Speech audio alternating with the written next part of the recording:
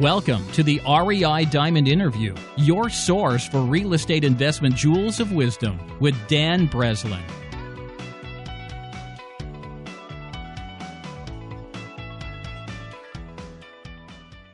Welcome to the REI Diamonds episode number 27 with Lou Screnci from Philadelphia on raising private money and new construction. I'm Dan Breslin, and on the REI Diamonds podcast, I invite world-class guests to share their valuable experience as it relates to real estate investing. In short, the information you're about to hear can make you real money. Today's episode guest, Lou, has been a friend of mine for several years. We met through a mutual friend of ours who's also in the real estate investment business.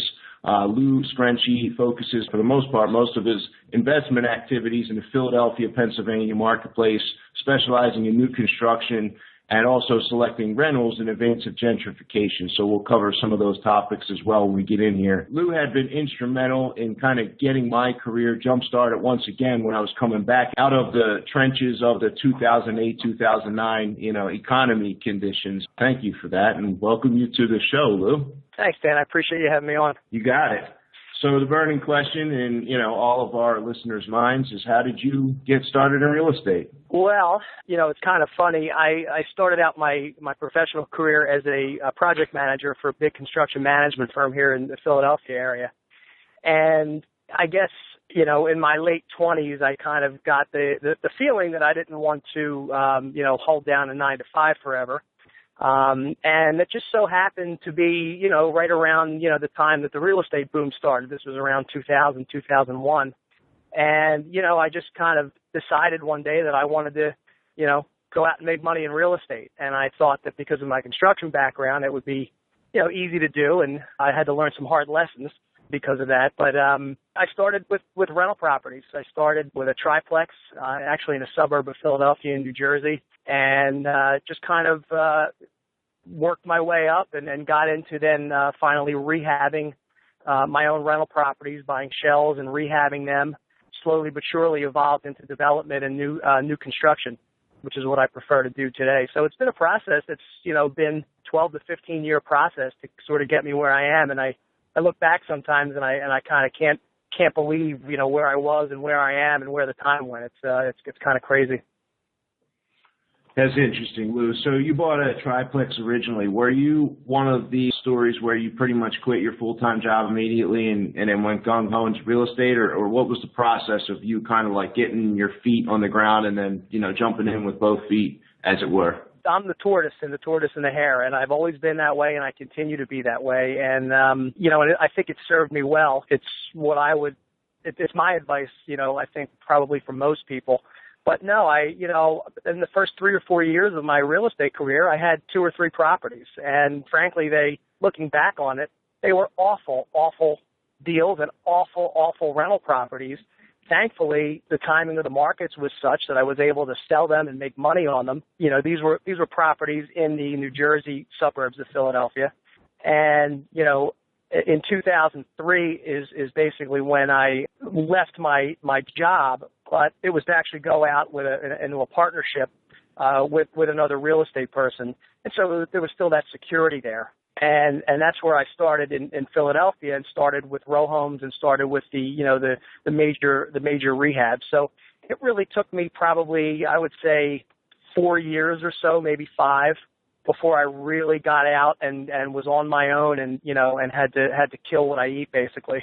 It's a good feeling. I know that well. This is what I'd like to do. I know we're going to take the topics a little further in the interview, but just to kind of lay the foundation for the shift in your mindset as you became a more savvy and sophisticated investor with better contacts and negotiating skills and opportunities to do just plain flat out better deals as time rolled on. Do you remember what you paid for that first triplex and what the rents were in there, just to kind of give us like a little bit of a basis? And I know that the numbers are going to be obviously different because we're talking 15 years ago, but just so we can kind of see the transition of your thinking as time went on. Well, the first thing is that, the property was a turnkey property. So it was not a property that was, an improvement strategy. It was, buy this triplex at retail and rent it out. And so I honestly don't remember what I paid for it. It was something on the order of maybe $220,000. The taxes in New Jersey are extremely high. big old 100-year-old home, essentially, that had been converted 35 years before to a multifamily. It cash flowed. I don't remember the exact numbers, but it cash flowed a few dollars. But it became a maintenance nightmare. Getting tenants was a bit of a problem because it had a lot of functional obsolescence. And at the time, I was in my late 20s, and I kind of didn't care, about all that stuff. But thankfully, when my partner at the time and I decided to sell the property, we were in a great place in the market, and we were able to sell that property and make a profit on it. But I think the biggest problem with those early deals is that they were turnkey retail, and so there was no equity, and therefore made it much harder to make any meaningful cash flow from those. So, not to mention, the other big part of the buying retail is, traditional type of mortgage situation, 20% down, you have a traditional mortgage. The deals that I do now and that I got to doing very quickly, I ended up having $0 out of my pocket, or maybe literally a couple of $1,000 in the deal at the end of the deal, which when you look at return on investment is, technically be infinity when you have no money in the deal. So let's talk about that transition. Along the way, and I know we're kind of going back in time for your career, and you have a ton of more interesting stuff we're going to get to, but the transition from buying retail to figuring out, and we could talk about the structure of the deal where you're buying a property and, how do you go about leaving a couple $1,000s in there, Lou? Well, I guess the mindset shift, I think, sort of first occurred when I left my professional job, and let me give you just 30 seconds of background on that so you understand. As I said, I was a project manager for a big construction management firm. One of the subcontractors that we did a lot of work with, unbeknownst to me, who was a very successful guy, by the way, unbeknownst to me, he was amassing a huge portfolio of apartment buildings in Philadelphia. And again, this is 2002, 2003. The rehab and flip market is now, completely on fire. And this guy decided that he wanted to sort of start a fix and flip arm of his real estate business. And he approached me, about doing that. And so I left my job to go work, with him, for him. So, I was able to transition from one job with a salary to another job with a salary, but I also was a partner in the profits. And so it was kind of a hybrid there. And that was the model, was to buy shells and renovate them. And, so that's what I started doing in 2003 with this group. Now that ended up only lasting about a year, but that's kind of where I had my crash course in rehabbing residential property.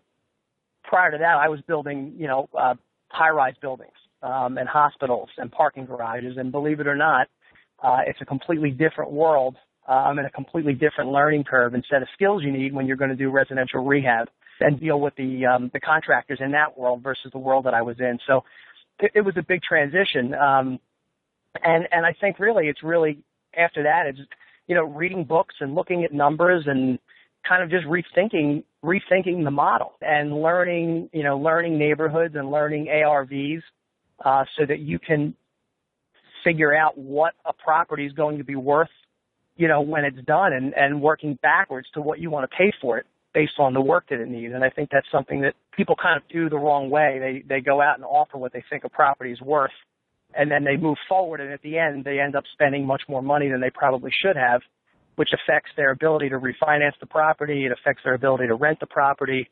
So it kind of causes some issues.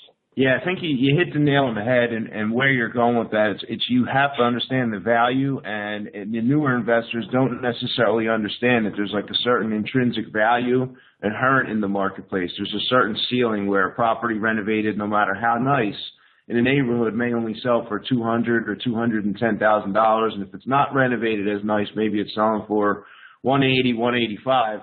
You can't come in and buy it for $185,000 and then put $70,000 into the same property and sell it for $250,000. There's like a cap and a certain value that people have to recognize, certainly for newer people.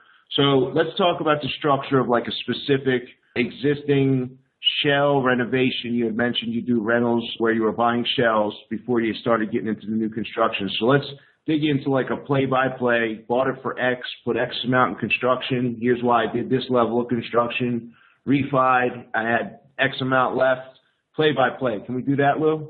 Yeah, sure. That's actually a great idea. Again, you start at the end, I think, is the first thing. So, and before even really evaluating a deal, it's really evaluating the neighborhood and what's going on the block in the neighborhood, and what's your market. And, by luck or by skill or some combination, I guess, I sort of fell into a market of gentrifying neighborhoods in Philadelphia. And there's been a lot of that over the past decade, as you well know. And what I found in that market is that the clientele in that market appeals to me from a rental standpoint. And that clientele is generally younger people in their, early to mid 20s up to maybe early to mid 30s. Generally speaking, young professionals, but also a lot of people sort of in the service industry, but all younger people that want to live in the city and they want to be in close proximity to Center City and other sort of key areas of Philadelphia. And, what I found is that clientele, generally have stable jobs and stable income. They're generally, stable type of people, the people that you would want to have living in your property, not have to worry about, destroying it. And the other thing is they're typically, they come in multiples. They typically have, it's two roommates or it's a boyfriend and girlfriend. And so what that does is that brings multiple streams of income into the house, which from a landlord's perspective is really nice because you don't have to worry about a single income earner losing a job and the rent stops.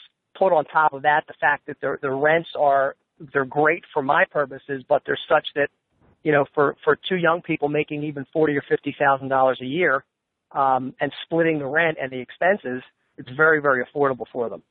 So that's the sort of market that I've attacked, and that's been very, very good to me, and that I've stuck with. And that's translated even into the development and the new construction, and I'm sure we'll get into that. So that's the first thing is really the where, and then from there, in terms of selecting an individual deal. Again, it's starting at the end and saying, okay, here's a deal. I'll talk about a deal that I did on a street called Chadwick Street. And these are small 2 to 3 bedroom, roughly 1,000 square foot, 2-story row homes. And the first thing that I had to know was that, first of all, the house was a complete disaster. And so my model, again, is a complete gut rehab. Everything gets taken out. When I'm finished with the house, it's almost new construction. We leave the brick front on if it's suitable. We leave the existing floor joists in place and sometimes the subfloor. Everything else gets blown out. And so the homes are reconfigured, to make the bedrooms the proper sizes and nice bathrooms, nice kitchens, well laid out. And everything's brand new, from the roof to the windows to the siding to the mechanical, electrical, plumbing systems, central air, hardwood floors, granite countertops in the kitchen, stainless steel appliances. So the houses they're basically gorgeous, but more importantly for a landlord, everything is basically brand new. And that allows for a model where there's really no maintenance for quite some time, which is, again, that's another part of my model. But so you find this deal, and the first thing you have to know is what the house is worth, at the end. The house, I believe, did appraise right where I thought it was going to at about $150,000. So I looked at the comps and I said, here's what I'm going to do to the house. And I think that when this is done, this house will be worth $150,000. And so that's my starting point. The next step is to say, well, what's your exit strategy? And for me, the exit strategy is to put a permanent long-term mortgage on the property at the end and, pay my expenses from the rent. And what I know that we can do here in Philadelphia with certain small community banks is I know that they will do cash out refinances for, 70 to 80% of the value of the home. And so what that allows me to do is it allows me to say the house appraises for $150,000 and I get a 75 LTV refinance on the back end. That's $112,500. And that really is the magic number, Dan, because that tells me what I can spend to acquire, carry, and renovate the property. And if I spend that amount of money and then I go get a refinance based on $150,000, I get all that money back. And so that's how I'm in the deal for $0. So that's kind of the structure. So the 112.5 is really the magic number. From there, you're essentially deducting your expenses. If I know this is going to be an $85,000 rehab, or let's say an $80,000 rehab, which is what I think it was, 80. I'm doing these on my calculator as we're talking. That leaves $32,500. And that essentially is what you can pay for the property. Now, there's a little bit more to it. You have to figure out you're going to be paying some carrying costs for electric and gas. If you're going to get a bank loan, there's going to be some interest in there. But that basically tells you what you can pay for the property. And if I remember correctly, I think I paid $34,000 for that property.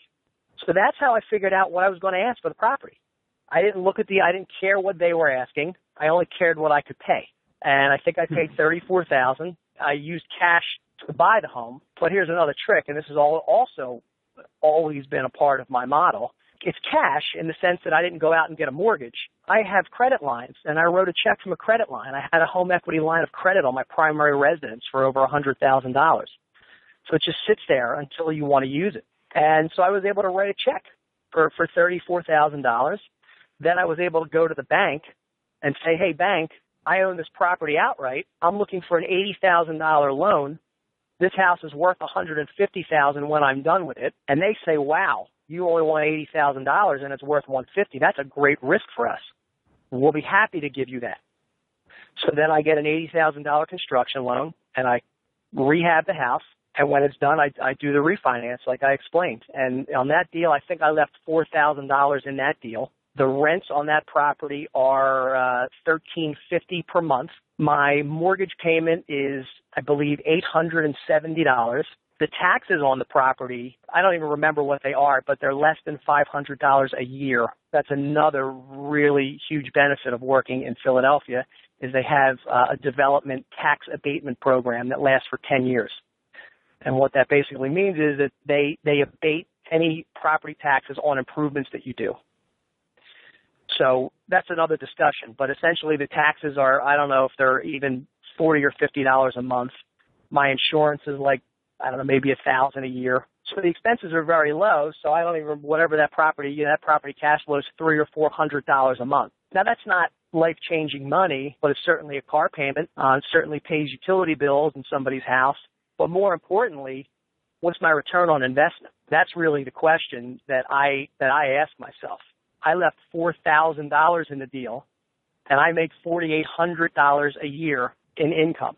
So in less than 1 year, I had repaid myself, and now I basically have a printing press that's basically just printing me off $400 a month. And we haven't even talked about the tax benefits of owning a rental property. I essentially don't pay any income tax on my rental income because of the tax code and the way that it's structured and the deductions and things that are allowed for that. So it's really powerful. And, if you can get 6 or 7 or 8 or 10 of those, well, now you're talking about not insignificant, money coming in every month. But, it's something that you have to kind of work up to, I think. It takes time to, be able to develop the skills to identify those deals.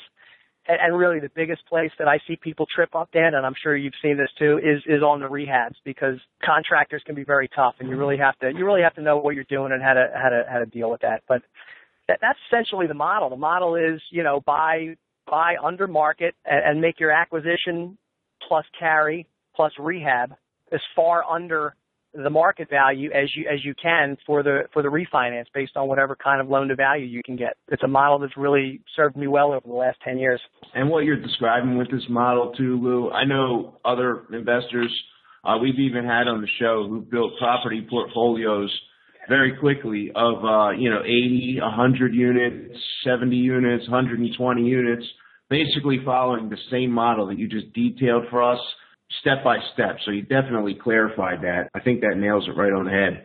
Now, in that area, I know you're not sitting around, you might be sitting around checking comps in that neighborhood every month, but have values changed since you purchased, or rents gone up or down since you purchased in that neighborhood? I mean, what has been the trend in the neighborhoods that you've selected, kind of aiming at the young urban professionals with a little less maintenance, a little more income? Have the neighborhood trends worked in your favor or against you in that area, Lou? They've absolutely worked in my favor, and I think it's because as you get into a neighborhood that is gentrifying, as that process continues, and then once it finishes, it's now an established neighborhood, the rents go up every year. I take photographs of the properties, and, so when they're done, they're beautiful and gleaming and brand new. And I put these things on Craigslist, and my phone doesn't stop ringing for months. But every year the rents go up, and every year I feel like I'm under market because of the overwhelming response I get. And every year I bump the rents a little bit, and nobody blinks an eye. I would rather attract good people and have slightly below market rent than push the limit. I just feel better about it, and I think it makes it more comfortable for everybody. And if I'm getting good cash flow and I put a good tenant in there who's going to stay with me for 2 or 3 or 4 years, that's worth its weight in gold. One vacancy costs you a month's rent. One turnover can cost you a month's rent. And so $25 a month, it's not worth it, to squeeze an extra $25 a month out of somebody when you look at it that way. I'd rather have somebody in there for 3 years and get a few dollars less and not have to worry about a turnover. Turnovers are expensive. So do you self-manage your portfolio, Lou? Yeah, I do. And I do it for a couple of reasons. Number one, at this point, I've been a full-time investor, so I do have the time, although it is kind of a pain at times. But I really have found that in this particular case, I want to be the one to do this. I don't want to trust somebody else. I've had success showing my properties myself and meeting the tenants and looking them in the eye and developing a rapport with my tenants, which I don't think you get with a property manager. And I have very, very, very, very little turnover. Not to mention the fact that, from a business standpoint, I have a brand new property that I know is going to have little to no maintenance for 3 to 5 years more than likely, or maybe longer. Why do I need to pay someone 8 or 10% of my rents every month to simply collect the check and send it to me with some of it missing? And so that's that's kind of the other thing. I have a property that was one of the first ones I did in Philadelphia, and it is now going on 10 years. And if I had 5 or 6 maintenance issues in that house, it's a lot. And in those 10 years, I've only had, I think I'm on my 4th tenant who just moved in this past summer. So with any luck, I'll be, 11, 12 years with 4 tenants in that property. And that's what I like. That's kind of what I want to see. This is good because we're on a certain track here. We took a certain trajectory, and I really feel like everyone's getting to know you and your entire thought process leading up to the culmination point. So we're gut rehabbing properties on Chadwick Street. We're pretty much turning them into new construction. We're doing this because it allows you to avoid maintenance companies since you don't have the maintenance calls and you don't require a full-time maintenance person. You're able to get maybe a slight rent, but the entire philosophy of your investment career seems to be like pushing, and then at some point, can we talk about the first new construction project you did on your own? Not with the project management, building garages and things of that nature? Yeah, so, I was doing a lot of the rehabs, and frankly, I enjoy them, and I got good at them. But I have to tell you, they definitely are challenging, and they're kind of a pain. And, I knew that there was a lot of development going on and a lot of new construction, but I also knew that I hadn't done that yet, and there was elements, to that sort of project that I just hadn't had experience with. I was fortunate enough, again, I look back at some of this stuff, and I don't know if it was luck, if it was the way I marketed myself, if it was skill, if it was some combination, but I found myself in a position of knowing another investor and kind of having done some work with that person on and off for a few years who did a lot of new construction. And I also knew that he really wasn't that good at it. And a large project fell into his lap to build 10 high-end homes in a pretty high-end part of South Philadelphia. And these were going to be $500,000 homes. So these were going to be pretty serious homes. And he approached me because he knew, I had the skills to manage the construction on these things. And he approached me to basically consult for him. And so I did that. And so that was really my first experience to new construction as I, jumped right into the fire building 10 new homes. And it was good because, he had already done it. So he had a lot of the things sort of already kind of planned out. He had a lot of the ducks in a row already, so to speak. And, I just took that experience. And once I got halfway through it, I said, okay, I know exactly what to do now. and I know exactly how to structure these deals. And it really is the same, by the way. They're just bigger numbers. Your land is your shell, and your new construction is your rehab. You just have to tack some zeros onto the end of the numbers. That's where writing a check for my credit line, you run into a roadblock there, because you're talking about a lot of times multiple hundreds of thousands of dollars to buy the land. So that was my first experience with new construction, and it went well.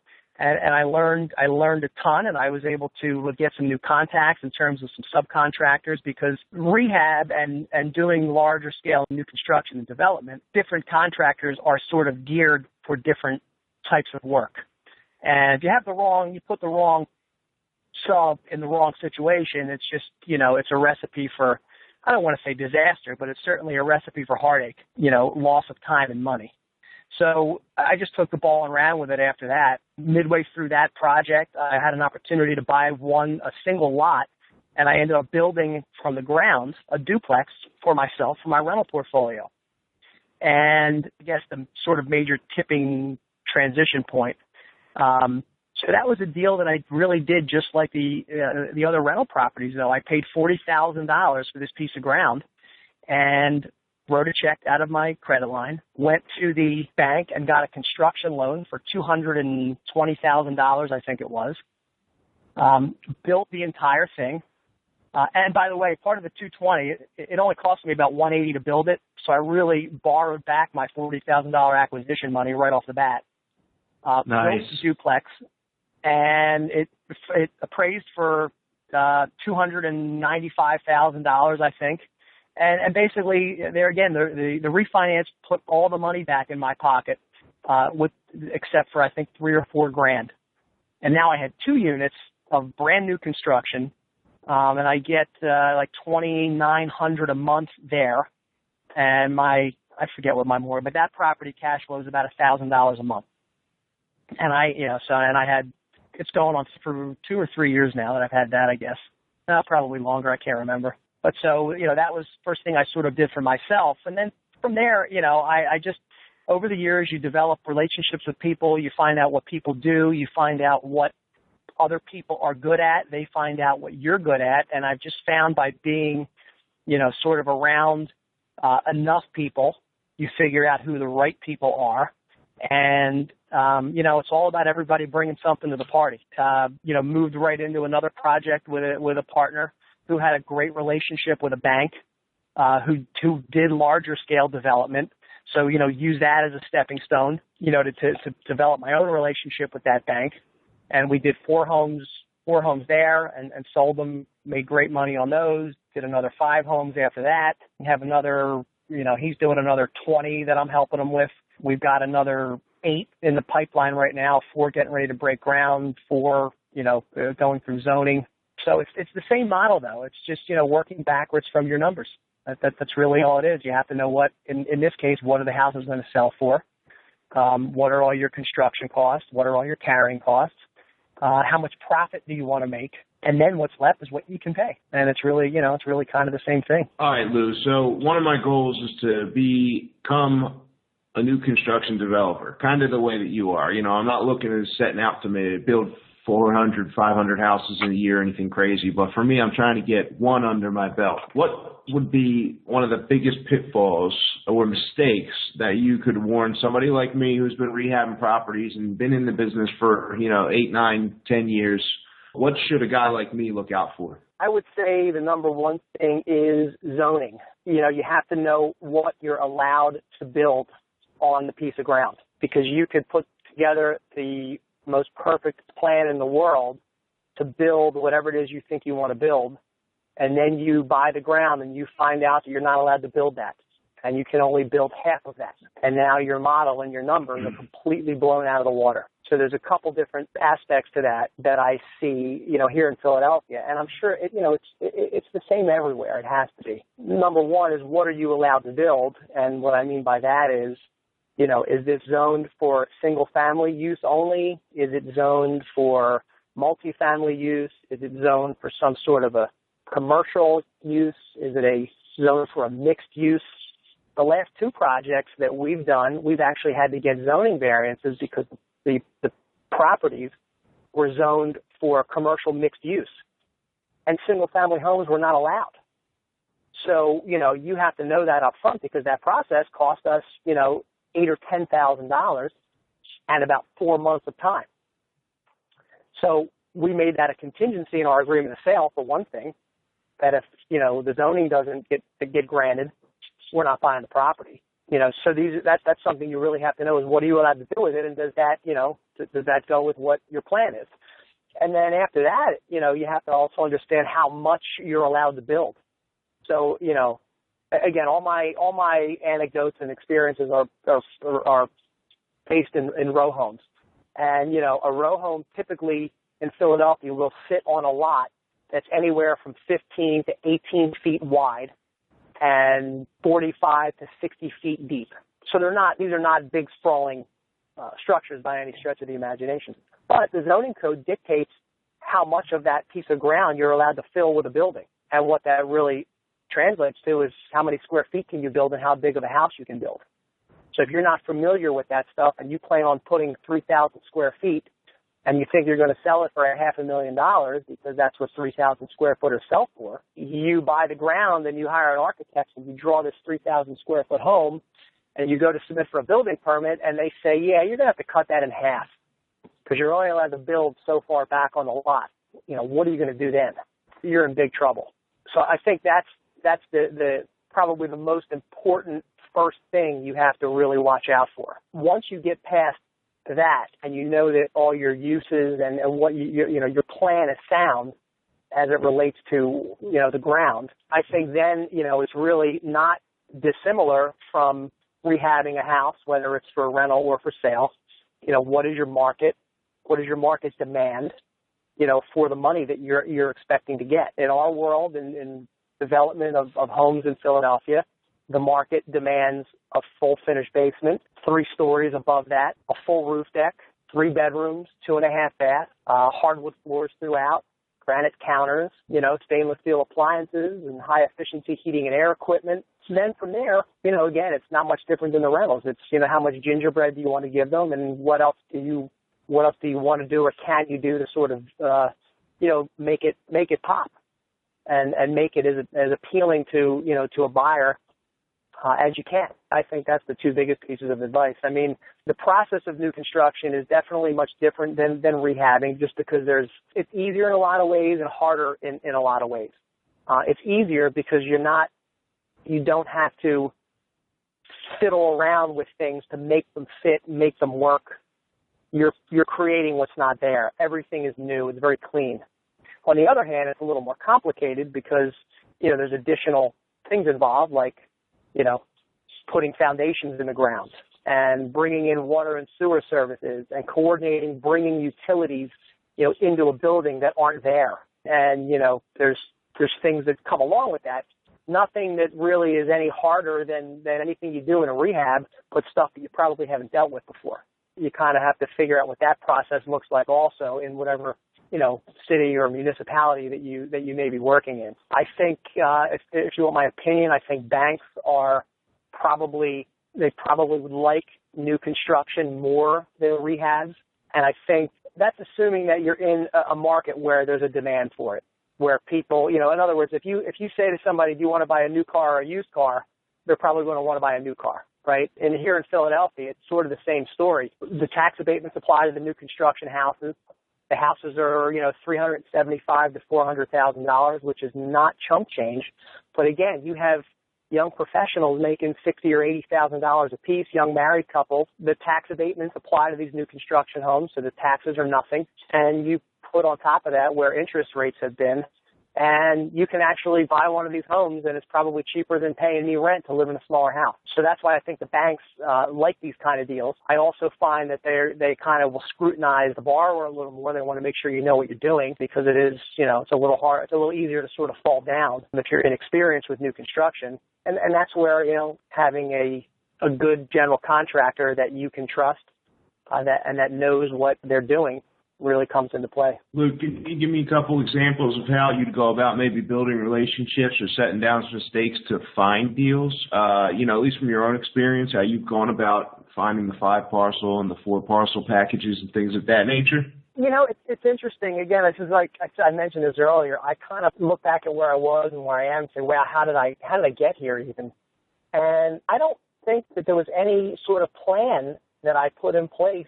I think that, built a reputation of doing good work. And when you do that, people recognize that. And just through networking, you tend to be attracted to people, like-minded people, and they tend to be attracted to you. And you tend to be able to sort of share in those people's networks and just develop relationships over time. So where we get the deals is we have a couple of really heavy hitter realtors that call us up when they get them.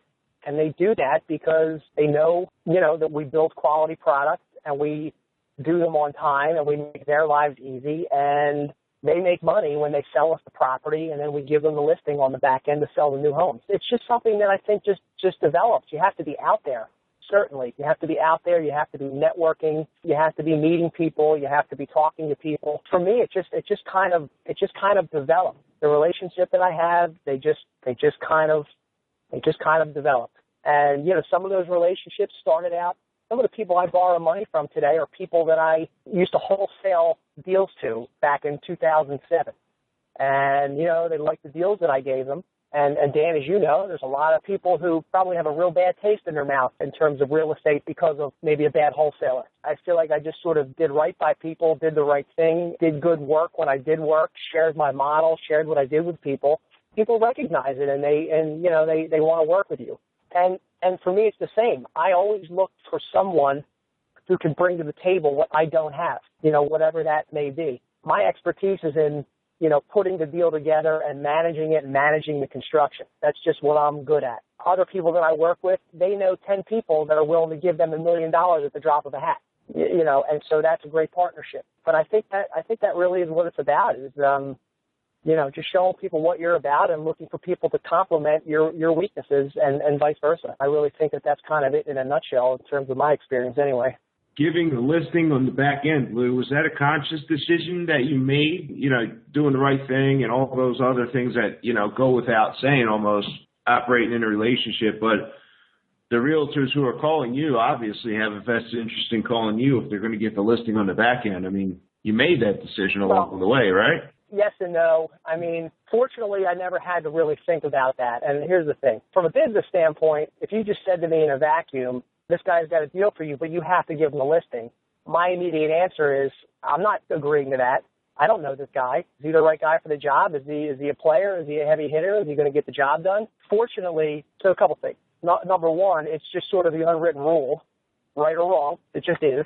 Because the first time you don't give somebody the deal on the back end, who are they going to call next time, you or somebody else? Someone who's giving them a listing. Right. So it's kind of an unwritten rule. But what I was starting to say was I never really had to think about it or make the decision because the people that we work with that bring us the deals, they are heavy hitters. They're animals. They are the best at what they do. Traditionally, historically, these particular realtors, they get these houses sold and under contract before we can even get them built, and we're racing to finish them so people can move into them. I have no compunction about giving someone that deal. Let's face it, the market is very hot right now, but regardless, even when the market's not hot, these guys are still the heavy hitters. They have the agents in their office, they have the marketing power, the marketing prowess, and they build their relationships where people that want to sell their land, they come to them first. They're the best at what they do. I'm happy to work with them. I'm happy to give them the commission on the back end because they're very good at what they do. I did have a situation, I'll tell you this, and I don't know if I'll really be able to stick to this or not, but I did a deal a couple of years ago, and the realtor was actually, someone who's a friend who I've known for a long time. I was really not happy with the way that it went. I really, at the end of it, looked at my partner and said, I don't even want to entertain deals from this person again. And we haven't. Now, nothing has really come up, but that's really kind of that's really the best answer. I really don't think I'll do it. There's enough deals out there where I don't have to deal with somebody who makes a hard time for me. Yeah, you got a point there. There's always another deal coming down the pike, that's for sure. Yeah, I mean, in our market, Dan, you're aware of this. The wave of gentrification just has not stopped for 10 years. A wave is exactly what it is. It's the old, throw a stone in the lake and watch the ripple effect. there's such a demand from people who want to live in this city because they want to live, again, a lot of young people, they want to live where the action is. They want to live in the city. They want to be near the restaurants and the bars. You've got major universities here. You've got major hospitals here. You've got a huge restaurant scene here. You've got a huge, there's a lot of banking and finance in Center City. People want to live here. And what happens is they say, I want to live in this neighborhood, and then they go there and they say, ooh, I can't afford that house there. But right on the other side of the next street is the next neighborhood that really isn't that nice, but somebody starts developing it. Somebody starts to rehab a couple houses. Somebody puts a new house up. And that's the wave pushing out. And then in 3 or 4 years, that neighborhood gets developed. The same thing happens, and then it just jumps to the next neighborhood. And for anybody that may be familiar with Philadelphia, this is what's happened over the last 25 years, starting in Center City, Philadelphia, and just radiating out. But particularly in the past, 10 years in South Philadelphia, Fishtown, Northern Liberties, the development, Dan, is now moving into Port Richmond, which is, people are amazed. And for those that don't know Philadelphia, I apologize, but the fact that it's moving into the neighborhood called Port Richmond is amazing to a lot of people. But we have a project getting ready to start there, and we already have one of the homes under contract. I don't even have a hole in the ground yet. And why? Because we were able to buy the ground for practically nothing, and so we're able to sell the home for, considerably less than you would pay in the next neighborhood over. And, there's people out there with the foresight to understand that it's going to catch up with where they're about to buy this home right now, that it might not be the most beautiful place at the moment, but it's coming. And there's pretty much nothing that's going to stop it at this point. It's been a really, really interesting phenomenon, to watch and to be a part of over the last, 12 years here. I've been since 2003 in Philly working. So it's been amazing. Yeah, it's funny. I read some information too, and I'm going to share here just as a little bit of the devil's advocate position. And there is a phenomenon that most people are aware of that's referred to as the baby boom. Everybody's heard of the baby boom. And, if you looked at the characteristics of the population and the age of the population as we got into 2003, 2004, and, the rise of the McMansion, the 3,000 to 5,000 square foot, $500,000, $700,000 home, that whole segment of the market that was pretty much the whole when things shifted. And it actually coincided almost perfectly with the baby boomers reaching an age where they had more disposable income. They had adult children that required that, additional space in the house. They've reached their highest earning peak potentials. And then it's almost like the baby boom generation, along with the market conditions, but there's a little bit of a contraction, and they're not necessarily, needing that same level of construction. So we're not quite seeing that same boom in that segment right now.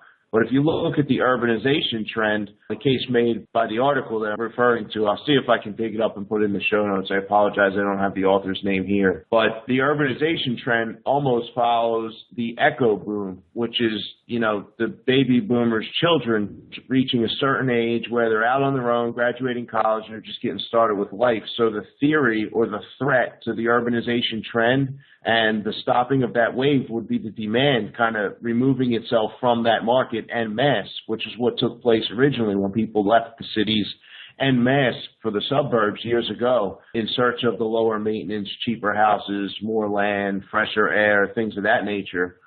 So many years ago, back in the the 50s and the 60s, as those booms were taking place.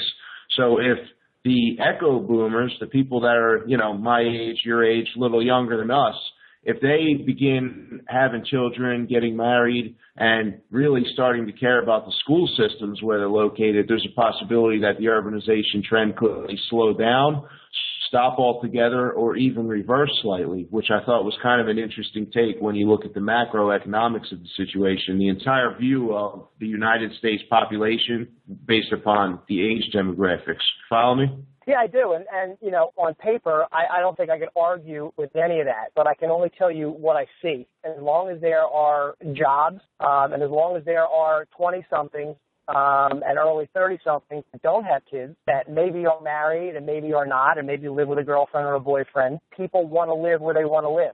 That when you're 28 years old, you don't want to live in the suburbs. You want to live in the city. And, you're going to find a way to do it. As long as that demographic continues to sort of be out there, I don't see the demand waning at all. They're just out there. I mean, when we can't even build these developments before they're all under contract on a consistent basis, that says something. When I go to rent one of my homes and I get 32 phone calls and emails in the first 24 hours, that says something. So, and look, anything can happen. The economy is always a wild card, and obviously there's been a lot of talk about interest rates and whatnot. And I think that there's more fear around that than teeth, at least in the short term. But, certainly anything can happen. But what we see, and again, Dan, it's interesting. We're talking about a microcosm of a section of a neighborhood. We're not even talking about, I couldn't even make these statements about Philadelphia as a generality. I'm talking about specific neighborhoods, within the city that have specific characteristics and specific characteristics of the neighborhoods, but also characteristics in terms of location and proximity to other things. I don't see it in the near term. I don't see it certainly where I'm going to stop looking for new projects right now. It's always in the back of my mind, I have to tell you, but I really don't see that as a concern at any time in the short term. And I'm in agreement with you too. I had Ori Feiblish on the previous episode, and he had made some mention of some things like the coffee shop he started in specifically right in those neighborhoods that we're both talking about in South Philadelphia. And that was one of the points he made, restaurants, coffee shops, when you have vibrant service providing activities and things of that nature going on. I mean, it's, there's where I live out here in Chicago now, Lou, I have to my gym. I can walk to the dry cleaners. I can walk right out the, door of my building here. I can walk to more restaurants than I can try, in months. I haven't even them all, and they're all great, and it's like one of the beautiful things about living in a city that's vibrant and has the activity and it's got a lot of things going on. So I'm in 100% agreement. The draw of living in the city has been, been much different experience than when I did live in the suburbs, living outside of Philadelphia there.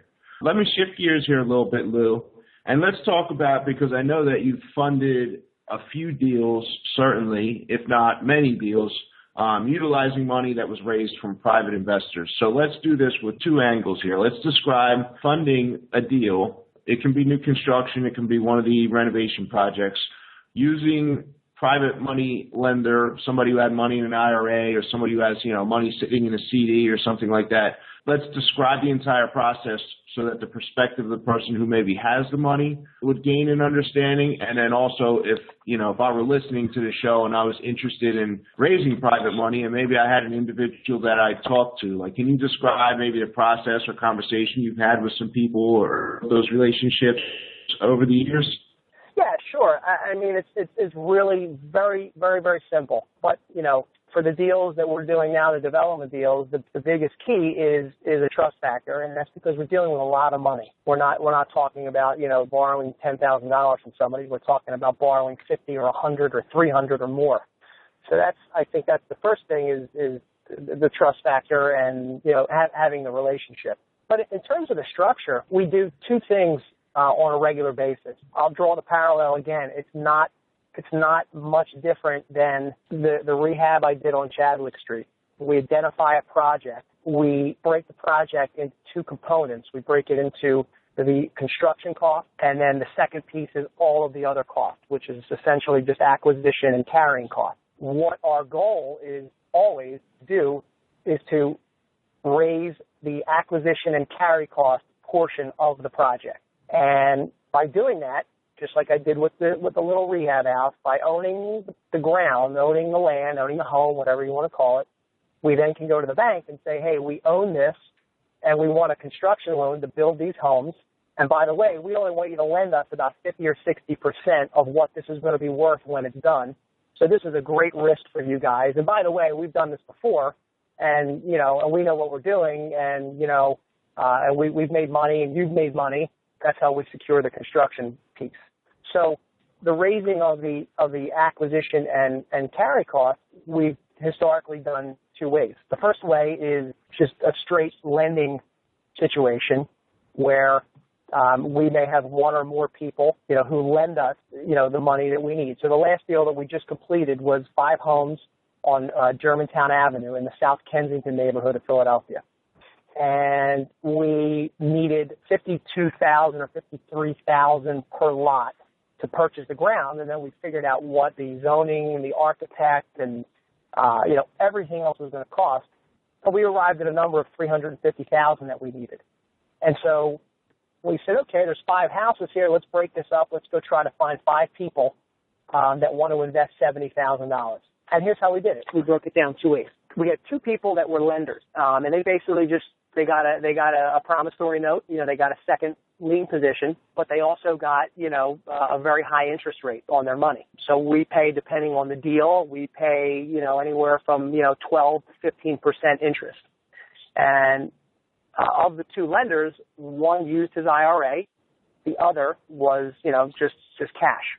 So the question that you ask yourself, and what these 2 individuals recognize, and by the way, these are 2 individuals we've done multiple deals with, so they're very comfortable with it at this point. But the question you have to ask is, what kind of return are you getting on your money where it is? And if you can say that you're getting something that is appealing to you, then that's great. Whatever your vehicle is, you're in the right vehicle. But if you're not, this is something I think that everybody should consider, just because the returns are there and the vehicle is sound. That there's a value to the property and your money is secured by something. You can't say that about the stock market. If a stock goes to zero, there's nothing securing your money. It's just gone. So that was always, something I think people don't really think in those terms a lot of times. But it's a philosophy, and it's a big mindset shift for people. But getting back to the structure, so private lending situation is one way. You lend money, and we pay you a nice fat interest rate on your money, and your money's secured by the project. The second way is as an equity partner. And so what we did on this project on Germantown Avenue was we actually formed an entity. My partner and I were the managers of the entity, and the other 3 individuals that participated, they bought into the entity for $70,000 apiece. So we had 3 people that invested $70,000 in the company, 2 people that lent $70,000 apiece. So we had our $350,000. And now here's the beauty. So the equity partners, they get a share of the profit, which in the case of Germantown Avenue amounted to a 40% return on their investment. And that's not atypical. I mean, we're usually, looking at somewhere around a 30 to 40% return, on the investment. What we say to these people is, you give us the money, we're going to do everything else, and we're going to split the profits 50-50. So that's how I make my money. I devote a year of my life, to identifying the project and to entitling the project and to then building the project and getting the project sold and handling every nut and bolt of the entire process. And the investors, they get to kind of sit back and do nothing and, get a huge portion of the profit, which again is typically a 30 to 40% return on their investment. So they're making a much greater return, but they're also carrying the risk, right? Because now they do own a piece of the project, but they also own the risk of owning a project. So if someone trips and falls and decides to sue the entity or sue people, they're at risk for that. If the market turns and we can't sell the homes and we have to try to, rent them out and there's a negative cash flow situation, they're on the hook for that. That's the other side of the coin. Fortunately, those types of scenarios are the nuclear war scenarios that are highly, highly unlikely. But that's basically the 2 scenarios. There's an equity partner and a lender. And it's worked really well. Everybody makes money. Everybody's happy.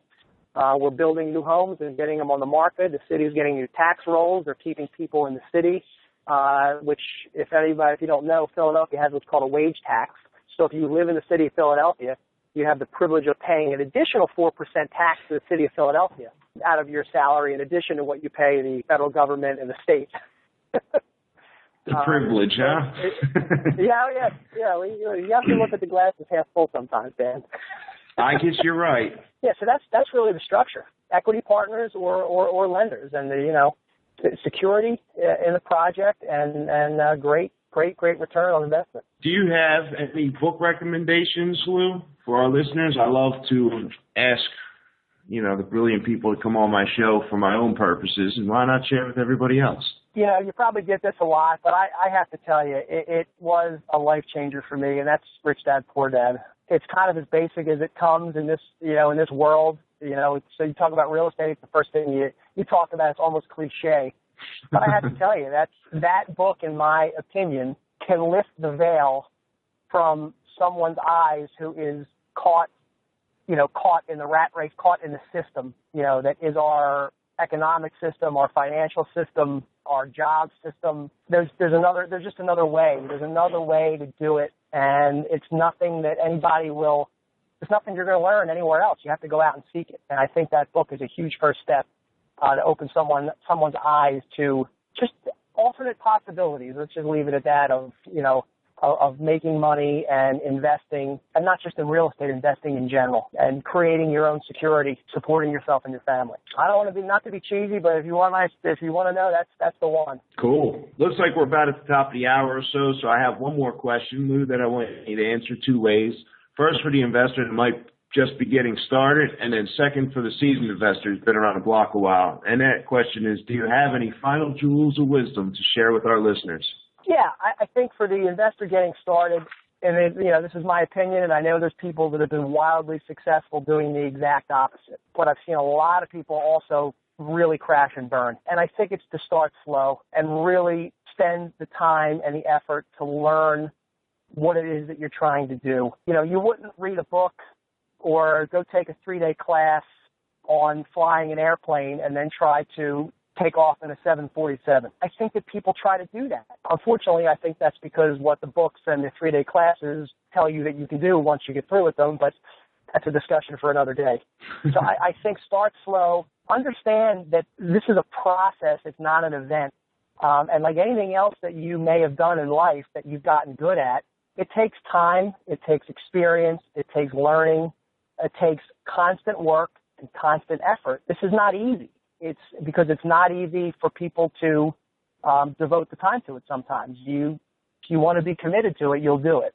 If you're not going to be committed to it, I would say be very careful, because you'll get saddled with something that you'll have for a very long time that you may not want. And the other thing is, and this goes for seasoned investors also, I think relationships are absolutely key. I think honesty and integrity is key. Being out there, networking, especially for new investors, is absolutely huge. Go to every networking event that you can find. Listen to every broadcast like this that you can get your hands on, because that's how you're going to, you want to learn from other people and what they do, and learn from their mistakes, and learn, who they know and what they know. This stuff is not going to come to you by osmosis. And again, it's not going to come to you from a book either. You can get basics from books, but you need to go out there and experience it. That would be my pearls of wisdom for you. Nice. You hit the nail on the head. So if we have anybody listening in, to the call, and maybe they want to reach out and talk to you about becoming like maybe one of these equity partners or some other reason, is there any way that anyone can get in touch with you, Lou? Yeah, absolutely. I'll give you my email address, and I'll say it out, then I'll spell it out. It's louis.screnci@gmail.com.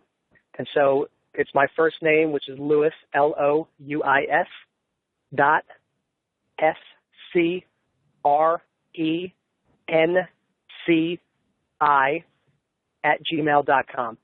And if anybody's interested in talking a little more about what an equity partnership or a private lending situation looks like, no expectations, no commitment. I'm happy to share my experience and my knowledge with someone who might want to get involved. What I found is it's a great way for somebody who knows they want to be involved in real estate and they want to make money in real estate, but who also recognize that maybe they don't have the time or the skill or the inclination to do the work. Those have been the people that have historically been our partners and our lenders.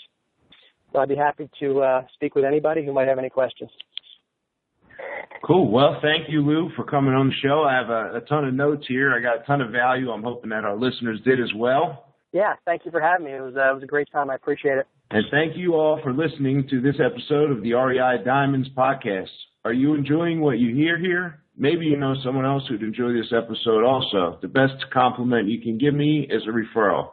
You can sign up to receive an email update of each new weekly interview at www.reidiamonds.com.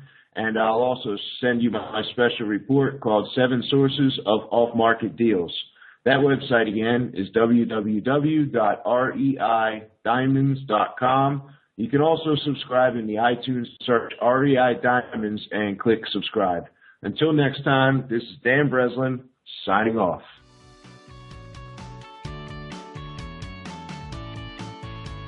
Thanks for listening to the REI Diamond Interview. To receive the REI Diamonds newsletter and interview monthly, sign up now at www.reidiamonds.com.